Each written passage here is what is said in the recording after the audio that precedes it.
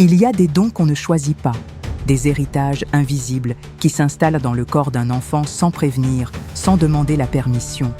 Et quand ce don concerne la mort, quand un petit de 7 ans voit des choses que les adultes ne peuvent pas voir, la question n'est plus de savoir si c'est réel. La question devient « que fait-on avec une telle vérité ?» Est-ce qu'on prévient? Est-ce qu'on se tait? Est-ce qu'on peut vraiment changer le destin de quelqu'un? Ou est-ce que certaines morts sont scellées avant même qu'on le sache? Et surtout, est-ce qu'on peut protéger un enfant qui porte le poids de tout ce que les vivants ne veulent pas savoir? Je suis Fiona, et vous suivez mes incroyables histoires africaines. Une petite chose avant qu'on commence. J'ai créé une seconde chaîne, Les Histoires de Fiona 2. Des histoires différentes, mais le même cœur. Allez y faire un tour et abonnez-vous. Le lien se trouve dans la description. C'est la façon la plus simple de montrer votre soutien pour les efforts et le travail abattu. Maintenant, place à votre histoire du jour.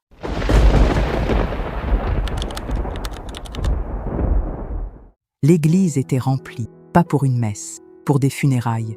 Les gens pleuraient, certains en silence, la tête baissée, d'autres sanglotaient ouvertement, incapables de retenir leur douleur. Le cercueil était couvert de fleurs blanches. Une photo était posée dessus. Un homme d'une quarantaine d'années, le visage rond, souriant, un peu naïf, l'air de quelqu'un qui ne pensait jamais au mal. Dans le dernier rang, une femme était assise, raide, les bras croisés sur sa poitrine. Esther Camara, 32 ans, les yeux secs, pas parce qu'elle ne souffrait pas, mais parce qu'elle avait déjà pleuré, plusieurs fois, avant même que la mort arrive, parce qu'elle savait.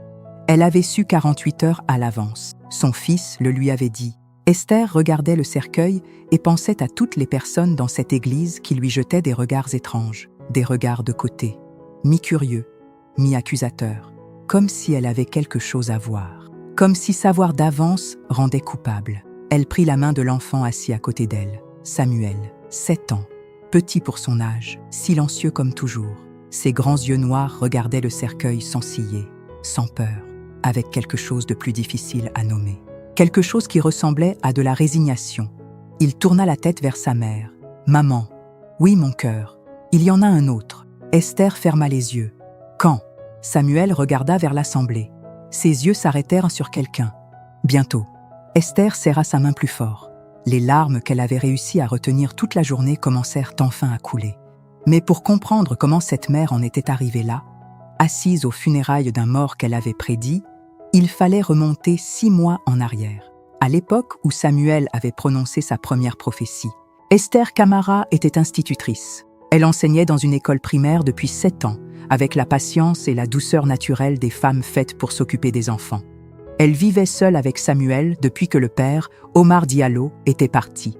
Pas une grande tragédie, juste une de ces séparations douces, amères, qui arrivent quand 2 personnes réalisent qu'elles n'ont jamais vraiment été faites l'une pour l'autre.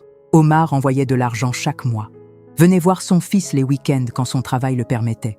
Ça fonctionnait. Pas parfaitement, mais ça fonctionnait. Esther habitait dans un petit quartier calme. Une maison de 3 pièces avec un jardin où Samuel aimait jouer. 2 voisines qu'elle connaissait depuis des années.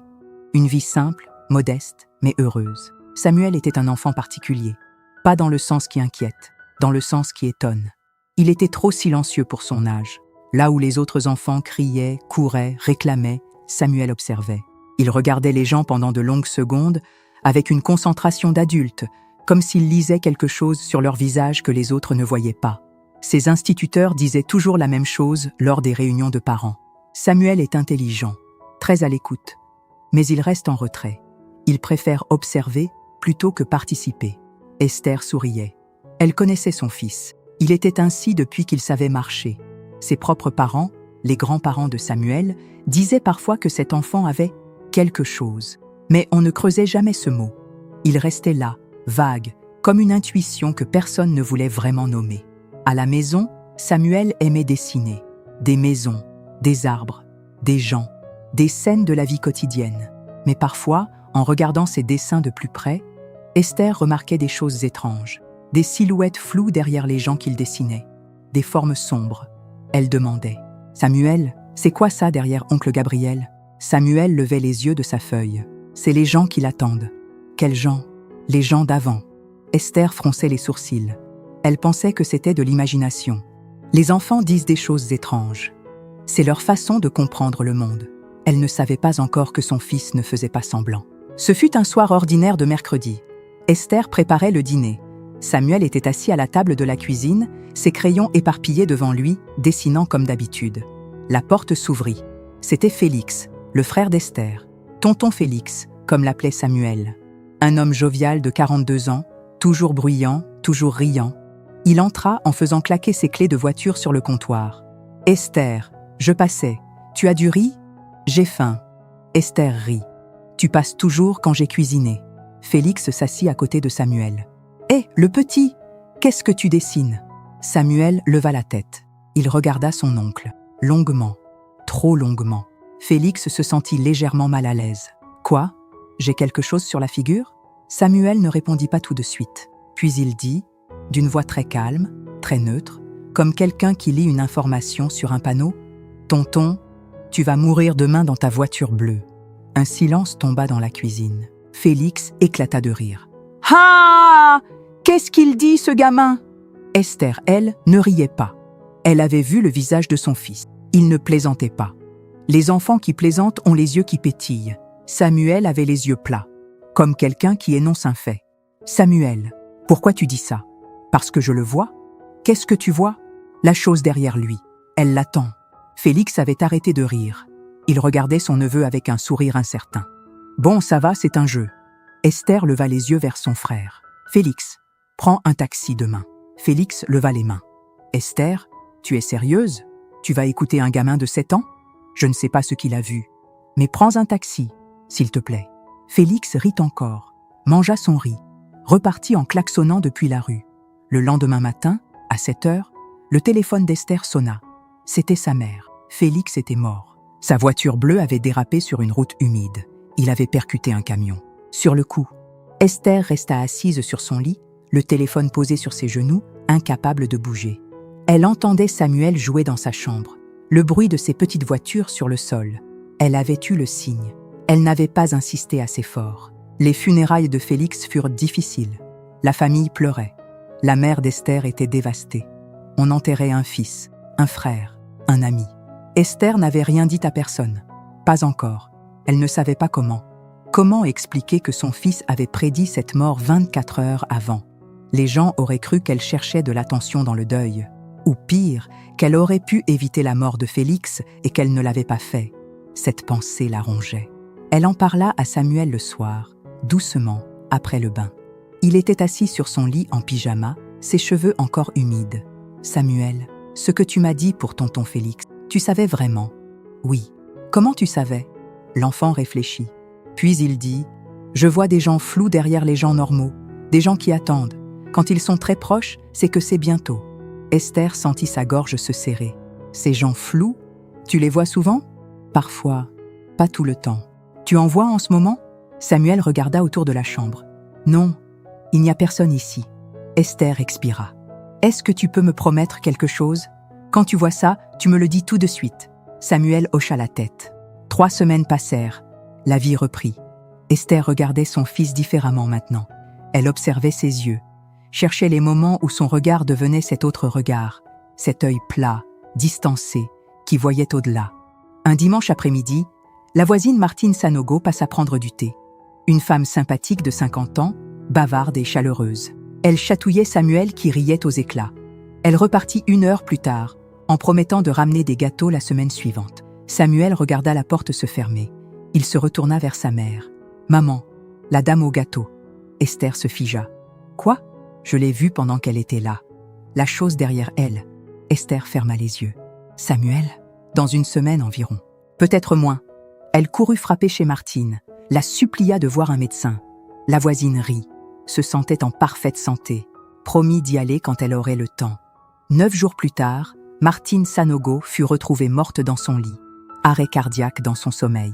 Le médecin dit que son cœur avait des anomalies depuis longtemps, qu'elle ne le savait probablement pas.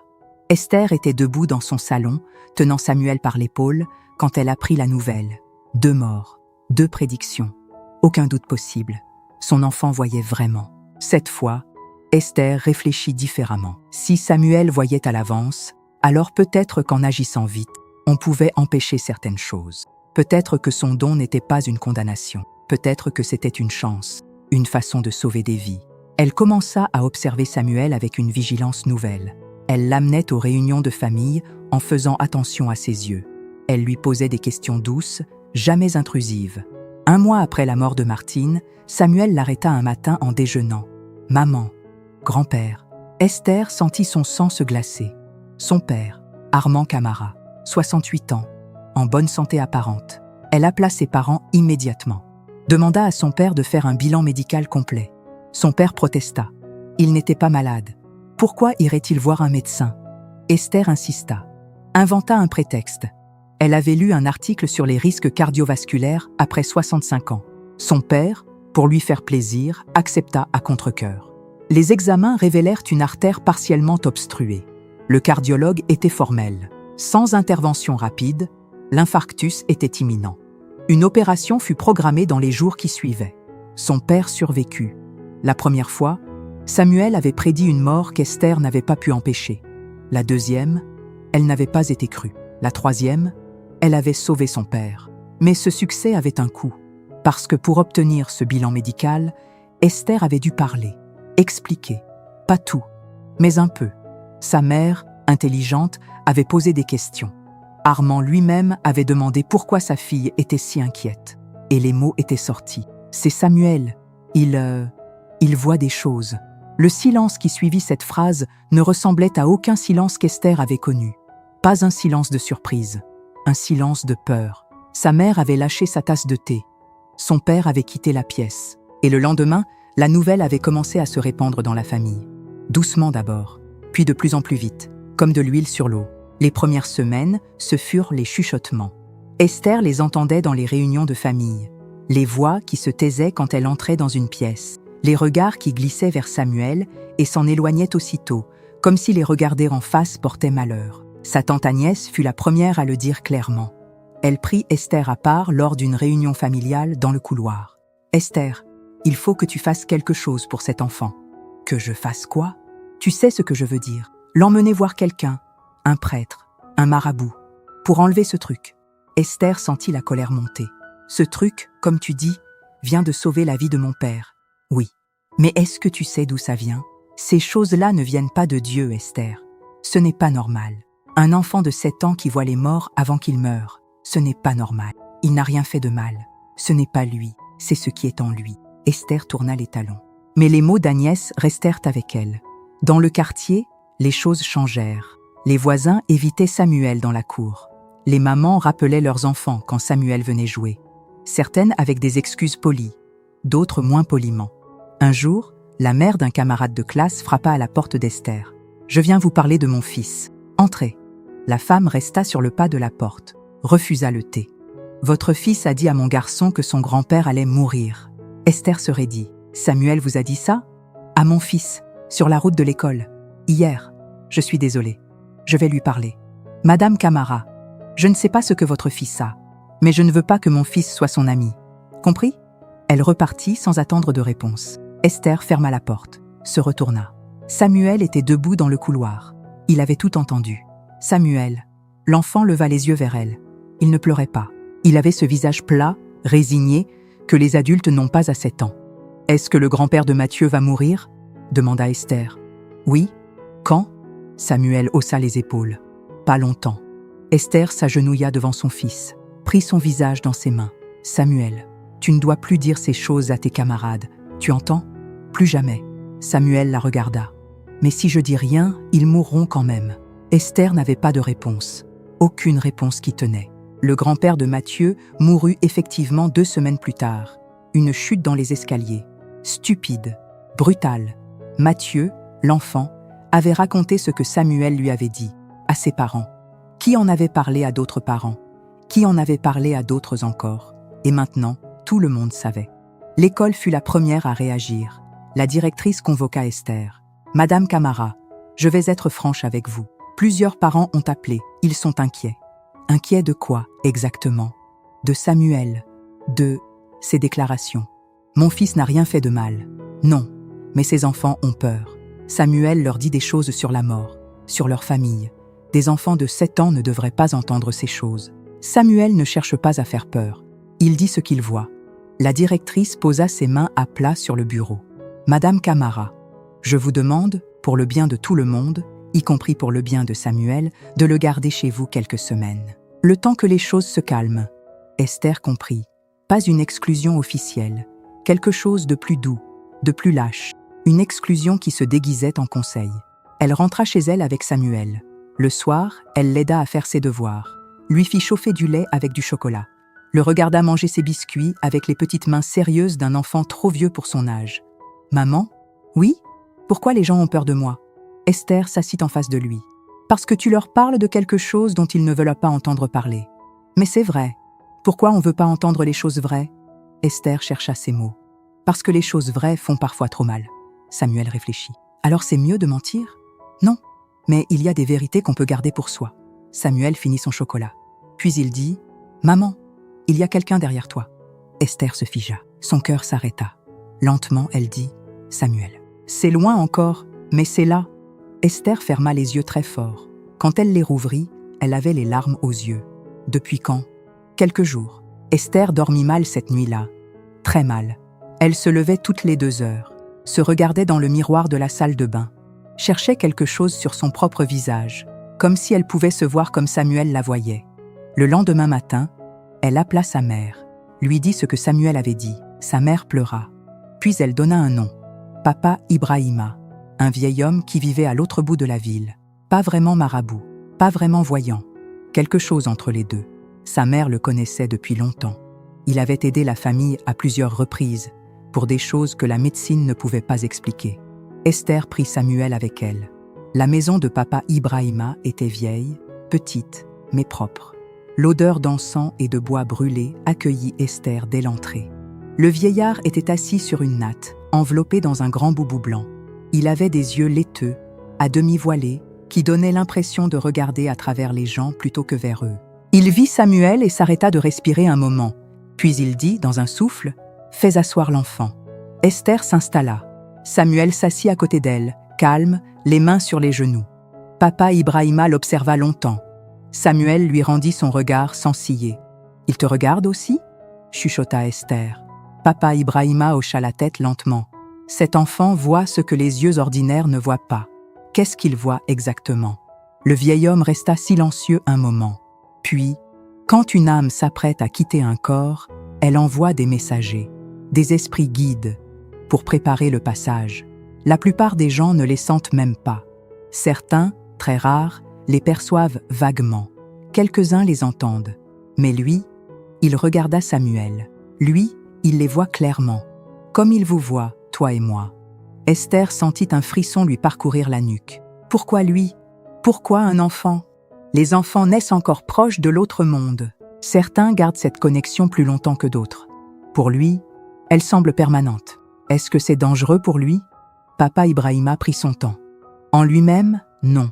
Mais autour de lui, les gens ont peur de ce qu'ils ne comprennent pas. Et la peur des gens est toujours plus dangereuse que n'importe quel don. Est-ce qu'on peut lui enlever ? Le vieil homme secoua la tête lentement. Ce n'est pas quelque chose qui se greffe. Ce n'est pas quelque chose qui s'enlève. C'est ce qu'il est.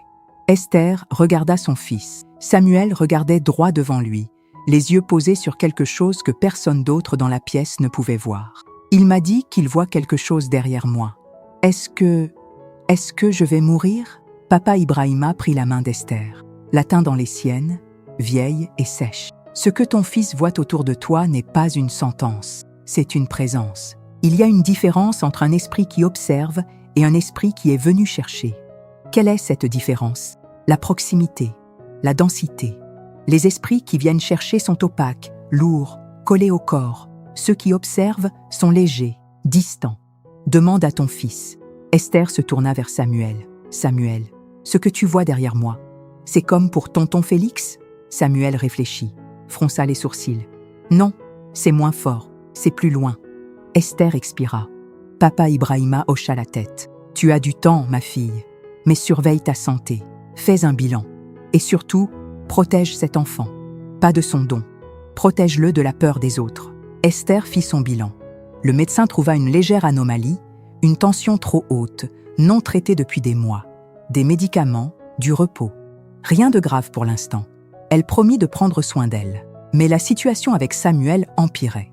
2 semaines après la consultation de papa Ibrahima, Samuel s'approcha d'Esther un soir, pendant qu'elle préparait le dîner. « Maman, le monsieur qui vend du pain au coin de la rue. » Esther posa sa cuillère. Cette fois, elle n'alla pas voir l'homme. Elle ne voulait pas. Elle était épuisée d'avertir des gens qui n'écoutaient pas. Épuisée de voir des gens mourir de toute façon. Épuisée de porter ce fardeau avec son fils. Elle demanda simplement « Ses proches ? 2 ou 3 jours ?» Elle réfléchit. L'homme vendait du pain tous les matins depuis 10 ans. Elle le saluait chaque jour. Elle ne connaissait pas son nom de famille. Elle ne connaissait pas sa famille. Que pouvait-elle faire? Le lendemain matin, elle s'arrêta devant son étal. « Bonjour. » L'homme sourit. « Bonjour, madame. Le même ? » « Oui. Écoutez, comment vous vous appelez ?» L'homme parut surpris. « Thomas. Thomas Bakayoko. »« Monsieur Thomas, est-ce que vous vous sentez bien ?» Il rit. « Très bien, madame. Pourquoi cette question ? Vous devriez peut-être aller chez le médecin, faire un contrôle. » Thomas la regarda bizarrement. « Je vais très bien. » Esther prit son pain, repartit. 2 jours plus tard, Thomas Bakayoko s'effondra derrière son étal. Un AVC fulminant. Les secours arrivèrent, mais trop tard. Esther apprit la nouvelle en revenant de l'école avec Samuel. Elle s'arrêta devant l'étal vide, les fleurs que quelqu'un avait déposées là, la photo improvisée. Samuel s'arrêta à côté d'elle. « Tu avais essayé de le prévenir. Il n'a pas voulu m'écouter. Les gens ne veulent jamais m'écouter. » Esther prit la main de son fils. Ce soir-là, leur voisin d'en face, Marc Touré, un homme d'une 50aine d'années, brutal, grand buveur, frappa à la porte d'Esther. Il n'était pas seul. 2 autres hommes du quartier étaient avec lui. « Madame Camara, il faut qu'on parle. » Esther ouvrit la porte, mais resta sur le seuil. « De quoi ?» Marc Touré croisa les bras. « De votre fils. Tout le monde dans ce quartier sait maintenant ce qu'il fait. » « Ce qu'il fait ? Il n'a rien fait. Il dit aux gens qu'ils vont mourir. Bakayoko est mort 2 jours après qu'il l'a regardé. Martine Sanogo est morte après qu'il l'a regardé. Félix Camara, c'était mon frère. Je sais, et je suis désolée pour lui. Mais vous comprenez pourquoi les gens ont peur ? » Esther regarda ces 3 hommes sur son pas de porte. Leur visage, la peur authentique dans leurs yeux. La peur qui cherche une cible. « Mon fils ne cause pas ses morts. Il les annonce. C'est la même chose. Ce n'est absolument pas la même chose. » Marc Touré fit un pas en avant. « Madame Camara, soit vous trouvez un moyen de stopper ça, soit les gens vont finir par ne plus vouloir de votre fils dans ce quartier. » Esther regarda cet homme, ce voisin qu'elle connaissait depuis 10 ans. « Si vous approchez encore une fois de ma porte avec ce genre de menace, c'est moi qui appelle la police. Bonne soirée. » Elle ferma la porte. Elle s'adossa contre le bois, ferma les yeux. Elle était seule, complètement seule. Elle appela Omar le soir même, le père de Samuel. Il fallait qu'il sache. Omar écouta en silence. Puis il dit « Je prends le premier bus demain matin. » Il arriva en fin de matinée. Il prit Samuel dans ses bras. L'enfant se laissa faire. Il aimait son père, même si celui-ci n'était pas souvent là. Le soir, une fois Samuel couché, Omar et Esther s'assirent dans le salon. « Tu crois vraiment à tout ça ?» demanda Omar. « J'ai vu mon frère mourir exactement comme Samuel l'avait prédit. J'ai vu Martine mourir. J'ai sauvé mon père parce que Samuel l'a vu à temps. » Omar passa les mains sur son visage. « Mon Dieu, je suis allé voir papa Ibrahima. Il dit que c'est un don, que ça ne peut pas s'enlever. Et la menace de ce voisin ? Marc Touré, un lâche. » Omar réfléchit longuement. « Esther, il faut protéger Samuel, pas son don. Lui, si les gens ont peur de lui dans ce quartier, il va grandir rejeté, isolé. Tu sais ce que ça fait à un enfant ? Je sais. Alors il faut déménager. Et aller où ? N'importe où. Un endroit où personne ne connaît Samuel. Où il peut être un enfant normal jusqu'à ce qu'il comprenne lui-même son don. Qu'il apprenne à le gérer. À décider lui-même ce qu'il dit et ce qu'il tait. » Esther regarda la porte de la chambre de Samuel. « Est-ce que tu serais prêt à venir habiter avec nous ? Pour l'aider ?» Omar hésita. C'était une question lourde. Une question qui dépassait les logistiques. « Oui, » dit-il enfin. « Pour lui. Oui. Même si c'est difficile entre nous, pour lui, je ferai tout ce qui est difficile. » Esther acquiesça. Mais avant de pouvoir mettre quoi que ce soit en place, Samuel fit une chose qu'aucun d'eux n'avait anticipée. Le dimanche suivant, Esther emmena Samuel à l'église, la messe du matin. Elle avait besoin de quelque chose, pas une réponse, juste une présence. Un peu de silence parmi les chants. L'église était pleine. Le pasteur Samuel Fofana, un homme droit, respecté, à la voix posée, menait la messe avec sa tranquillité habituelle. À un moment, pendant le moment de prière libre, les fidèles se levaient un à un pour demander des grâces. Une femme demanda la guérison de sa fille malade. Un vieil homme remercia pour une bonne récolte. Et Samuel, le petit Samuel, 7 ans, assis entre ses deux parents réunis ce matin-là, se leva. Esther voulut le retenir, mais il était déjà debout. Sa petite voix claire s'éleva dans le silence de l'église. « Je voudrais dire quelque chose. » Le pasteur sourit. « Bien sûr, mon fils, il y a des gens ici qui vont bientôt mourir. Je les vois, et je voulais leur dire que ce n'est pas quelque chose de terrible. J'ai vu beaucoup de gens mourir, et les gens qui viennent les chercher ont l'air doux. Ils attendent juste, sans faire peur. » Un silence absolu s'abattit sur l'assemblée. « Je sais que les gens ont peur de moi, parce que je vois ça. Mais je ne suis pas méchant. Je veux juste qu'ils sachent que ce n'est pas effrayant. » Samuel se rassit, tranquillement. Esther sentit les larmes couler sur ses joues. Elle ne les retint pas. Et dans l'église, quelque chose de bizarre se passa. Pas la peur qu'elle avait anticipée. Pas la panique. Un homme au premier rang pleurait. Une femme âgée au fond de la salle joignit les mains. Quelques personnes se regardèrent, troublées, mais pas hostiles. Le pasteur Fofana regardait Samuel avec une expression qu'Esther n'arrivait pas à lire. Quelque chose entre la stupeur et une sorte de reconnaissance profonde. Après la messe, le pasteur prit Esther à part. « Votre fils, je sais. » « Non. » Le pasteur secoua la tête. « Vous ne savez peut-être pas tout. » Il s'agenouilla devant Samuel. « Mon fils, quand tu vois ces gens qui attendent, est-ce qu'ils te parlent parfois ?»